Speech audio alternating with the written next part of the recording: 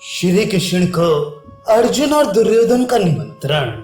वैशंपायन जी कहते हैं, राजन, हस्तिनापुर की ओर पुरोहित को भेजकर फिर पांडवों ने जहां तहां राजाओं के पास दूत भेजे।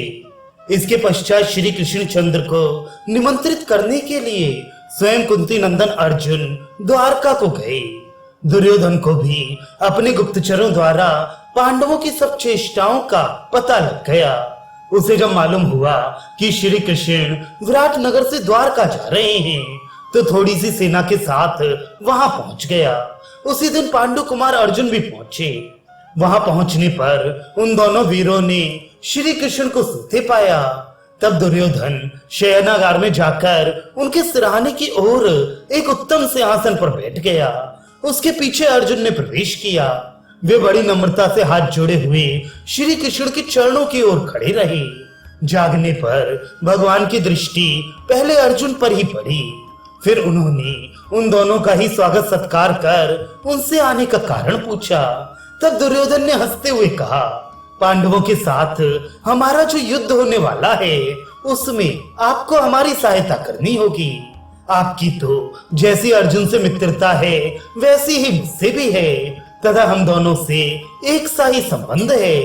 और आज आया भी पहले मैं ही हूँ। सत्पुरुष उसी का साथ दिया करते हैं जो पहले आता है। अतः आप भी सत्पुरुषों के आचरण का ही अनुसरण करें।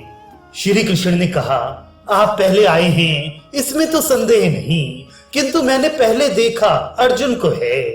अतः आप पहले आए हैं और अर्जुन को मैंने पहले देखा है, इसीलिए मैं दोनों ही की सहायता करूंगा। मेरे पास 1 अरब गोप हैं।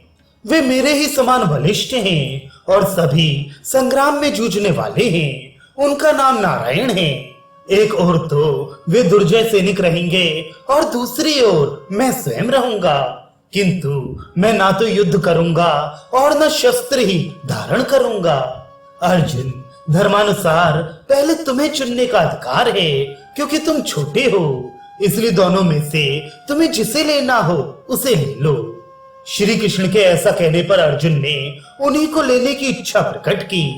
जब अर्जुन ने स्वेच्छा से मनुष्य रूप में अवतीर्ण शत्रुदमन श्री नारायण को लेना स्वीकार किया, तो दुर्योधन ने उनकी सारी सेना ले ली।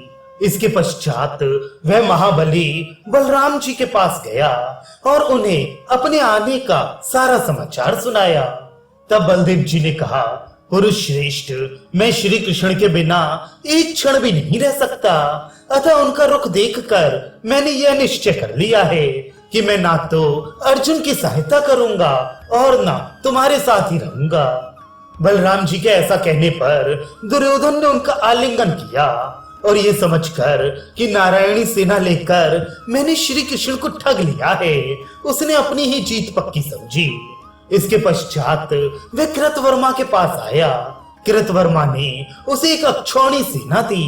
उस सारी सेना के सहित दुर्योधन हर्ष से फूला फूला वहां से चल दिया।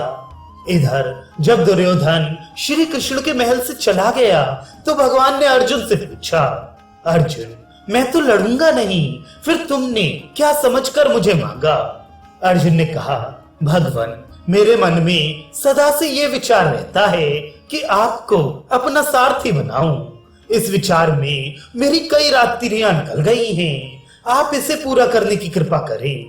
श्री कृष्ण ने कहा, अच्छा, तुम्हारी कामना पूर्ण हो, मैं तुम्हारा सारथी करूंगा। ये सुनकर अर्जुन को बड़ी प्रसन्नता हुई और वे श्री कृष्ण तथा अन्य दास्यावंशीय प्रधान पुरुषों के साथ राजा युधिष्ठिर के पास लौट आए।